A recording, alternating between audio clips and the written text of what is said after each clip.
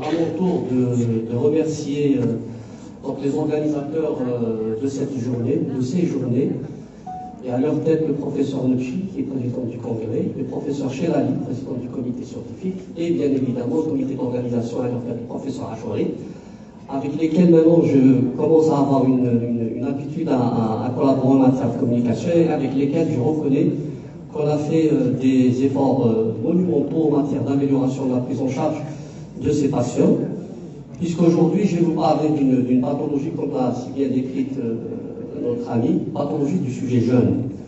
Donc en attendant de voir les slides, donc cette pathologie que vous connaissez tous, donc entre autres sclérose en plaques, est une affection du sujet jeune, donc entre 20 et 35 ans.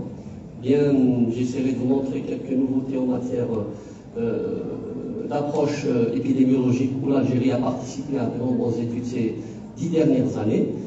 Mais l'intérêt qui est porté aujourd'hui à cette affection, même si l'approche pharmaco-économique est des plus capitales dans ce domaine de pathologie chronique, puisque c'est des maladies chroniques, j'ai juste envie d'insister sur une des maladies qui a connu un bouleversement indescriptible en matière d'approche diagnostique, en matière d'approche physiopathologique et bien évidemment en matière d'approche thérapeutique, puisqu'il y a plus d'un siècle où cette maladie a été décrite, donc il y a à peu près un siècle et demi, et qui était considérée pour les anciens qui ont fait des études et des lectures par rapport à cette pathologie, qui était considérée comme une maladie dégénérative.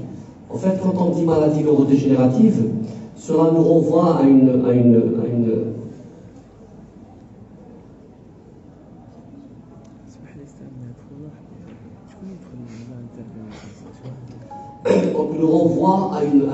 maladie où on utilisait un jargon assez décevant, c'est-à-dire l'expectative. Donc on regardait ces jeunes évoluer doucement, donc d'un état vertical à un état dépendant d'une chaise roulante, si on peut appeler ça ainsi, et puis dépérir progressivement sans arme thérapeutique. En fait, si j'ai mis le titre entre mythe et réalité, et je vois Madame Najad ici, bon nombre de collègues ici ont suivi avec, j'ai envie de dire avec moi, l'évolution des concepts, mais surtout ont cru en ce basculement de concepts, puisque c'est probablement l'une des pathologies qui a connu un bouleversement en matière de concepts et d'approche. Et j'ai toujours adoré ce papier d'une personne qui s'appelle professeur Pétiche et qui j'ai eu à passer un séjour il y a une bonne quinzaine d'années, et qui a fait un beau papier sur le monde pour sensibiliser un peu les autorités sanitaires, mais également les autorités publiques, puisque vous le savez, notre mémorandum nous renvoie à des idées fixes par moment, maladies incurables, maladies où les thérapeutiques sont probablement pas utiles. Et c'est ça en fait l'objet de cette présentation d'aujourd'hui, c'est de vous dire, voilà un exemple d'une maladie pour laquelle nous n'avions pas beaucoup de ressources thérapeutiques, mais où on est passé de l'histoire de la maladie, parce qu'on suivait cette maladie en tant qu'histoire, donc d'un passage d'une personne autonome à une personne qui était pratiquement dépendante, voire non-vivante. De l'histoire de la maladie, on est passé à l'histoire des thérapeutiques, puisqu'on est arrivé aujourd'hui, donc en 2023, à parler de rémission totale d'un groupe de patients de cette pathologie, et à la limite, on espère parler bientôt de guérison. Qu'est-ce qu'est la sclérose en plaques? Donc c'est la première cause handicap du sujet jeune non traumatique. Donc vous devez un peu être sensibilisé par cette définition. Peut-être très peu dans les pays du Sud, on le verra tout à l'heure, mais juste pour vous dire qu'il y a des pays dans le monde où l'incidence, ou la prévalence de la sclérose en plaques, et j'ai en idée en tête le Danemark, la Suède, la Nouvelle-Zélande, où vous avez une femme sur 300 développe une sclérose en plaques. Et paradoxalement, ce qu'on nous a toujours dit, où les pays du Sud, notamment les pays du Sud de la Méditerranée ou de la région, on va dire, du Maghreb, on parlait d'une incidence et d'une prévalence de très faible intensité, vous allez voir, ces choses-là ne sont pas aussi vérifiables au jour d'aujourd'hui. Donc il y a pratiquement 3 millions de personnes atteintes par cette maladie. J'ai mis juste deux mots en gras, deux phrases en gras, c'est pour un peu revenir à la définition, c'est une pathologie du sujet jeune. Donc j'ai mis entre 20 et 30 ans, parce qu'on reviendra, puisqu'on est avec mon collègue pharmacien à débattre tout le temps de cette pharmacoéconomie. Donc il y a un programme national de sensibilisation par rapport à la précocité du diagnostic et à l'efficacité du traitement, puisque c'est l'objet pratiquement de fixation de tous les neurologues. Mais enfin, grâce au progrès de cette maladie et du discernement en matière d'approche diagnostique, on s'est rendu compte qu'il y avait des maladies associées qui étaient pratiquement, j'ai mis, adossées à cette sclérose en plaques. Donc j'ai mis quelle histoire? J'ai mis la photo donc, du premier descripteur des formes clinico-anatomiques de la sclérose en plaques, donc Charcot, qui a eu d'abord des travaux de Curvellier, qui a fait les premières découvertes anatomopathologiques. Donc, juste pour vous dire que c'est une grande simulatrice. En fait, quand j'ai mis ces slides, c'est pour vous dire qu'initialement, on pensait que c'était des syphilis. Les 3 premiers cas qu'avait décrit Charcot, à l'époque, la France, qui était juste à quelques lieues d'ici, avait beaucoup de maladies infectieuses. Donc il y avait de la peste, il y avait du choléra, mais il y avait beaucoup de syphilitiques. Et un jour, donc, Charcot avait suivi quelques syphilitiques qui avaient des tempos évolutifs très différents, et au décès, il avait été le premier à décrire ces corrélations d'atteinte à substance blanche avec une symptomatologie un peu particulière. Bien évidemment, dans cette slide, vous voyez donc, le point de fixation de cette maladie, ou la cible antigénique, qu'on appelle la cible antigénique un siècle plus tard, donc cette myéline, qui est pratiquement la cible de cette pathologie, et qui est sous-jacente à l'axone qui le protège, qui seront probablement les cibles ultérieures de ces maladies. Donc vous voyez, j'ai mis 7 diagnostics rapides, 7 traitements rapides, mais en fait, juste pour vous dire que dans toute cette période, il y a eu à peu près une trentaine de classifications diagnostiques. Mais les choses ont évolué grâce au progrès de la neurobiologie, grâce au progrès de la neuroradiologie, mais aussi grâce au progrès de la neuroimmunologie, puisque maintenant on est arrivé à faire des diagnostics très précocement, c'est-à-dire lors de la première consultation, et vous allez voir qu'il y a même des symptômes annonciateurs avant le premier diagnostic, puisqu'on parle de pharmacoéconomie.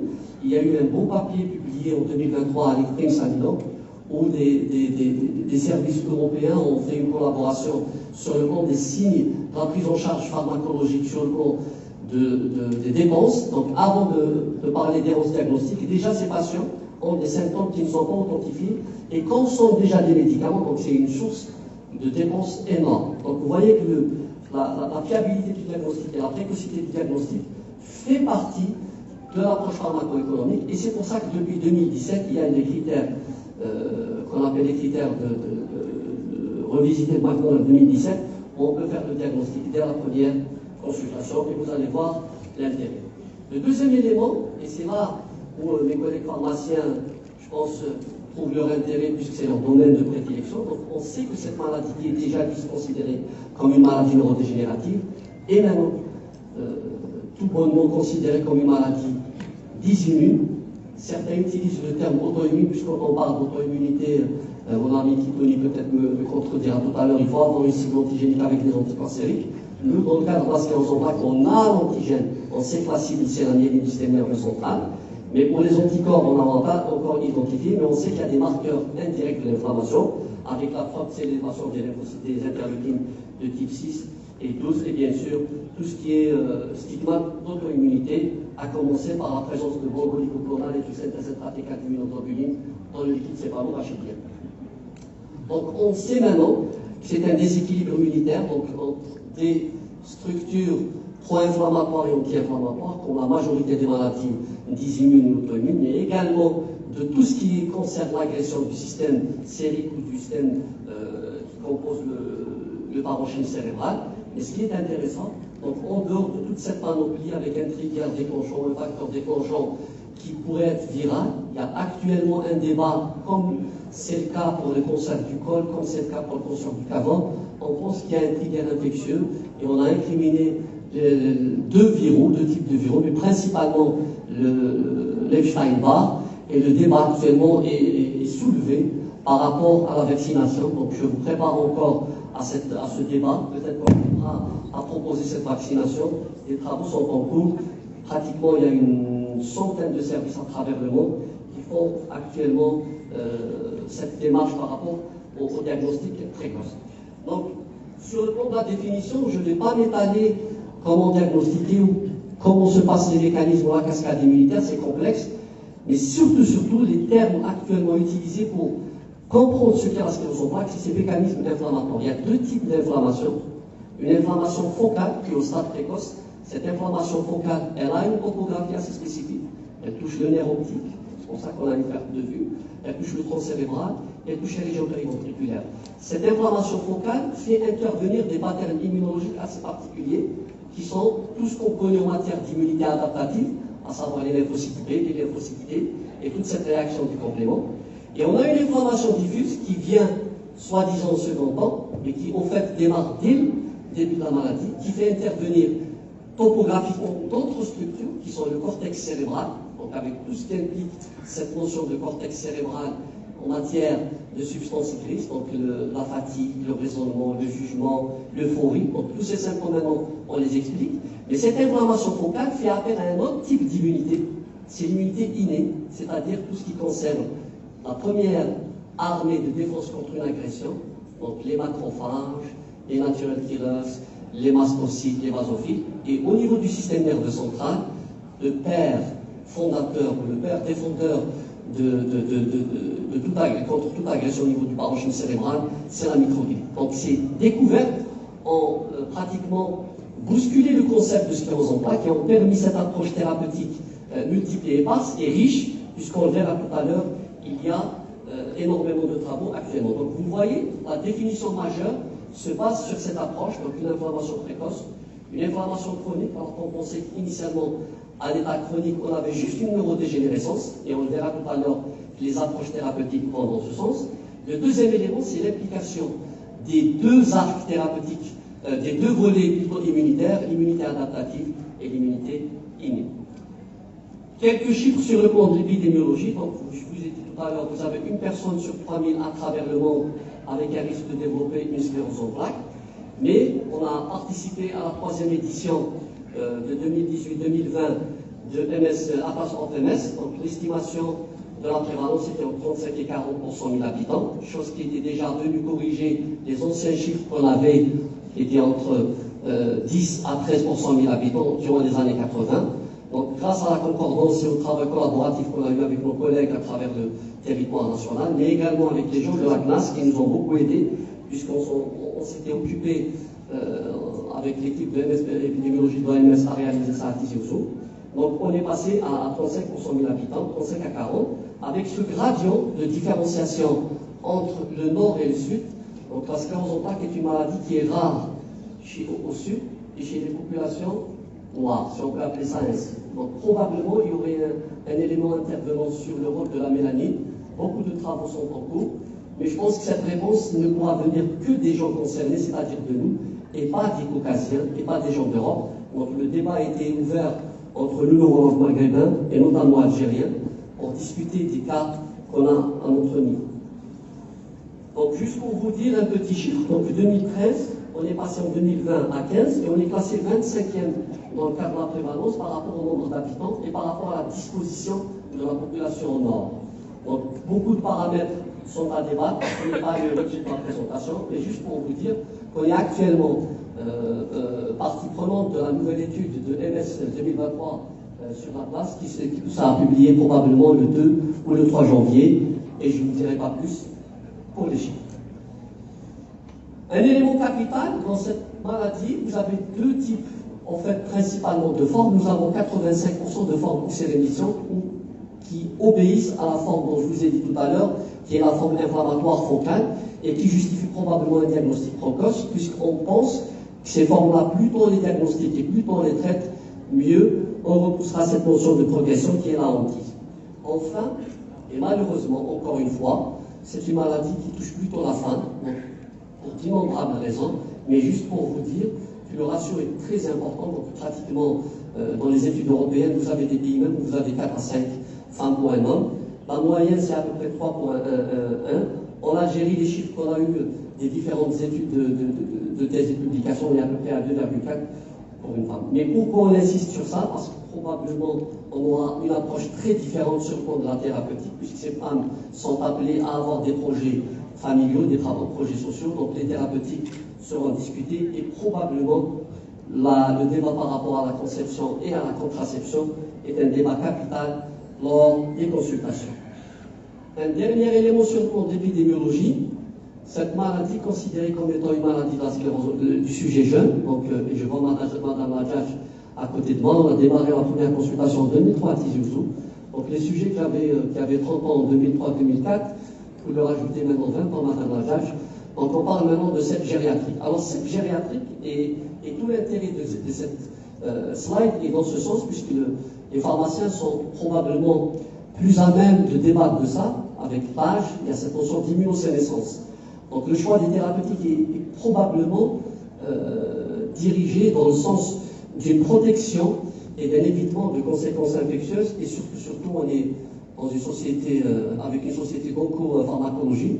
Vous le savez qu'avec l'âge, on a plus malheureusement de chances de développer dans les néoplasie. Donc le choix des thérapeutiques prend en considération. Donc vous voyez quand on parle de cette gériatrie par rapport à ces thérapeutes et ces patients qu'on a traités, mais vu la couverture sanitaire, vu la disponibilité du diagnostic et les formations de nos collègues médecins par rapport à cette pathologie, on reçoit maintenant des selles tardives, c'est-à-dire cette pathologie qui touchait des gens de 20 et 35 ans, on reçoit en consultation maintenant des gens qui font des scléroses en plaques à 55 ans, à 60 ans, à 50 ans. Donc vous voyez que les choses ont changé. Enfin, de l'autre côté, on a 10% de sclérose en plaques qui sont des selles pédiatriques.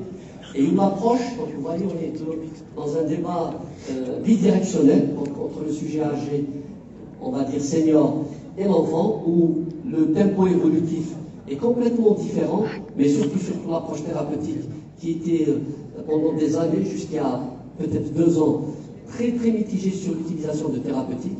Donc beaucoup de papiers ont été publiés ces 2 dernières années, et des recommandations ont été faites il y a quelques semaines au Congrès européen de lutte contre la sclérose en plaques, avec un beau travail d'une équipe italienne et française sur une cohorte de plus de 2000 enfants suivis sur plusieurs années, montrant l'intérêt des thérapeutiques à haute efficacité, même chez les enfants. Donc vous voyez que c'est une maladie qui a complètement changé d'approche. Donc sur les plans d'éthiopathogénie, c'est une maladie multifactorielle, mais dont le principe majeur est probablement un désordre immunitaire, survenant dans un facteur environnemental très propice, avec une notion de prédisposition génétique. Ce n'est pas une maladie héréditaire au sens mendélien, je le dis encore une fois, il y a une susceptibilité génétique, mais c'est surtout un phénomène épigénétique qui est prépondérant. Donc je voulais être attractif par rapport à nos collaborateurs pharmaciens. C'est vrai qu'il y a un gros problème en matière d'errance diagnostique, donc on est arrivé maintenant à 2 ans, donc on était à plusieurs années, minimum 5-10 ans d'errance diagnostique, grâce aux nouveaux critères. Mais le message qu'on a fait passer, c'est plus on réduit l'errance diagnostique, moins on consomme de médicaments inutilement, et moins les patients prennent des thérapeutiques inutiles, donc ça a un coût encore une fois. Une des problématiques majeures de la sclérose en plaques, c'est que dans la définition du commun des mortels, c'est plutôt des troubles moteurs, des troubles d'équilibre, des troubles visuels. Mais ça, ce n'est que la partie apparente de l'iceberg, malheureusement. Donc maintenant qu'on commence à faire des consultations depuis une quinzaine d'années, on s'est rendu compte que ces patients-là avaient des symptômes initiaux très précocement et qu'on ne s'était pas rendu compte que ça pouvait être des signes prodromaux d'une sclérose en plaques. Donc vous voyez la fatigue, les douleurs, les troubles du sommeil, les vertiges, les troubles sexuels, les troubles digestifs. Donc vous voyez que l'approche a complètement changé. Et ces signes-là, en fait, reflètent réellement cette notion d'inflammation chronique qui est très précoce. En matière d'expressivité, j'ai juste envie de dire cette slide, cette photo que j'ai prise, c'est que c'est une maladie qui est impactante. Même si on a l'impression que quand on commence la maladie, comme diraient les diabétologues ou les internistes, on est en phase de lune de miel. C'est pour ça que je vous ai mis la slide d'avant. Même si on n'a pas de trouble moteur, on n'a pas de trouble visuel, on n'a pas de trouble spectérien, mais on peut avoir des troubles cognitifs, on peut avoir une baisse de rendement scolaire si on est à l'école, on peut avoir des troubles de la mémoire, surtout la vitesse de traitement de l'information, on peut faire des déprimes, on peut faire de l'anxiété. Tous ces symptômes sont infâmes chez ces patients-là, puisque nous, on est plutôt dans l'approche visuelle pure. Non, le patient est autonome. Et donc c'est probablement l'une des grosses choses qu'on a modifiées dans notre approche en consultation usuelle de sclérose en plaques. Plusieurs formes de sclérose en plaques, on disait 2 formes, 3 formes, il y a 15 formes de sclérose en plaques. En fait, cette multiplicité de formes de sclérose en plaques nous renvoie à ce profil de Lucinetti, qui sont des patterns immunopathologiques de la sclérose en plaques, qui a décrit en 2021 donc, plusieurs formes de sclérose en plaques sur le plan neuroimmunologique. Et c'est pour ça qu'on avait des patients qui ont des tempos évolutifs différents, malgré une imagerie et une clinique semblable. En fait, c'est l'implication du système immunitaire de la cascade qui était différente chez tous les patients. Et ceci renvoie justement à la réponse de certains patients à des thérapeutiques et à la non-réponse et à la variation justement interindividuelle en matière de réponse thérapeutique. En fait, cette slide, c'est juste pour vous dire cette pérennité de l'inflammation au stade précoce et également au stade chronique, et vous dire que maintenant, on est plutôt dans un autre débat. On est dans le débat des formes asymptomatiques. Et pour les pharmaciens, puisque vous êtes l'acteur principal aujourd'hui pour la collaboration en matière des maladies neurologiques, peut-être qu'il y aura un jour une présentation sur la maladie d'Alzheimer ou sur les maladies neurodégénératives, puisque la sclérose en plaques a été le trigger le jour où on a découvert qu'en les formes progressives, il y avait une activité inflammatoire dans les laboratoriaux. On s'est intéressé à la maladie d'Alzheimer également. On s'est dit qu'il y a effectivement une inflammation qui n'est pas, on appelle ça des inflammations compartimentalisées. Ce n'est pas l'inflammation où on fait une VSLA accélérée ou on dose des critères. Elles sont compartimentalisées, donc on n'arrive pas à les détecter sur le plan biologique. On peut même avoir des imageries normales, mais il faut aller faire des prélèvements assez spécifiques au niveau du NCR ou des biomarqueurs assez particuliers. Et c'est pour ça qu'on a des thérapeutiques actuellement. Et c'est pour ça qu'actuellement, dans la sclérose en plaques, on parle de biomarqueurs radiologiques précoces, de syndromes radiologiquement isolés. Ça nous arrive souvent en consultation d'avoir des patients qui viennent pour des céphalées, pour une aménorrhée, pour une stérilité, pour des douleurs lombaires, pour n'importe quoi, pour un Covid. Et on trouve des hypersignaux à l'IRM. Et on dit, ouais, c'est pas grave, c'est rien du tout. Le radiologue dit incidentalum. Ces patients-là sont des stades précoces. Et c'est pour ça que maintenant, toute la population de spécialistes en sclérose en plaques s'intéresse à ce groupe. On décrivait déjà le risque avec beaucoup d'ans en 2009. Maintenant, on décrit le pré-risque. Parce qu'on s'est rendu compte que les patients qui sont traités à ce stade-là, pratiquement étaient libres, avaient, après 15 ans d'évolution, aucune évolution. Donc ils étaient stables et pratiquement pas d'expression de la maladie. Donc, qu'est-ce qu'il en est en 2023? Donc, la nouveauté en 2023, c'est une chose qui nous a fait quand même un peu frémir, puisqu'on s'est rendu compte qu'il y a un processus, ce qu'on appelait dégénérescence, ce qu'on appelait progression secondaire, ce qu'on avait dit chaise roulante qui nous attend. En fait, c'est un processus latent qui était sous-jacent à toute cette activité inflammatoire clinique, radiologique, et ça a été le coup de gifle qu'on avait reçu. On s'était focalisé sur la surveillance clinique, sur la surveillance radiologique, mais on faisait des études sur des essais thérapeutiques sur 2 ans, 5 ans, mais il y avait un beau pourcentage de patients après 15 ans qui cassaient la courbe d'évolution et passaient à la progression. Donc les gens s'étaient posé des questions, et grâce à nos collègues neuropathologistes et neuroimmunologistes, on s'est rendu compte qu'il y a un phénomène qu'on appelle le PIRA, c'est-à-dire la progression qui était indépendante des poussées cliniques et radiologiques. Et on a pioché, et on a trouvé qu'il y avait des marqueurs biologiques au niveau du sang, donc le neurofilament, le GFAP, mais surtout radiologiques, avec des aspects assez particuliers qui pouvaient nous prédire que ces patients-là, ça ne servait à rien de les laisser sous traitement de première intention. Bien au contraire, il fallait utiliser des thérapeutiques de haute efficacité dès le début. Et bien évidemment, ce n'est pas 100% de ces patients, fort heureusement. Donc, c'est une maladie qui a plusieurs facettes. La différence entre les patients, c'est que sur le plan cérébral, cette inflammation focale ou cette inflammation chronique silencieuse ou inactive, il y a un pattern cérébral, le parenchyme cérébral, le volume cérébral peut compenser. En fait, on s'est rendu compte qu'il y avait des patients qui pouvaient remyéliniser. Après cette démyélinisation, il y avait un pourcentage de patients qui pouvaient remyéliniser avec les thérapeutiques et qui étaient très bien sur le plan thérapeutique. Et il y avait un autre groupe de patients, quelles que soient les thérapeutiques qu'on utilise, la remyélinisation était partielle et qu'au bout d'un certain moment, cette réserve neuronale ne permettait pas. Et c'est pour ça qu'actuellement, les gros inserts à travers le monde travaillent sur une approche dans un groupe de patients, notamment ces patients qui s'aggravent rapidement, sur la plan de la remyélinisation. Donc je voulais casser la présentation clinico... professeur Daoudi. Je finis dans 2 slides. Ok. Donc sur le plan de la progression du handicap, que vous voyez quand on prend un patient et qu'on le traite de façon standard, on passe avec des escalades, on peut perdre du temps, mais on perd aussi de l'argent, puisque ces patients-là, quand on suit cette approche thérapeutique, d'escalade thérapeutique, c'est peut-être de l'argent. Vous voyez que pratiquement on perd des milliers et des milliers, pour ne pas dire des millions de centimes, quand on ne donne pas le bon traitement au bon moment. Donc l'approche standard qui vise à donner des thérapeutiques par escalade peut être justifiée pour des patients, on va dire X, mais n'est pas toujours la bonne approche. Enfin, donc, ces biomarqueurs, qu'ils soient biologiques, cliniques, radiologiques, justifient donc un dernier mot pour dire ce qui a été retenu, donc le diagnostic précoce, les thérapeutiques de haute efficacité, et j'ai juste envie de dire que maintenant, nous avons la chance d'avoir quand même suffisamment de collaboration avec nos collègues pharmaciens pour débattre des indications thérapeutiques, des thérapeutiques innovantes, et surtout le mot de la fin, c'est l'intérêt d'utiliser ces thérapeutiques de haute efficacité pour casser l'évolution de cette maladie qui est fatale chez les jeunes entre 20 et 35 ans. Et merci.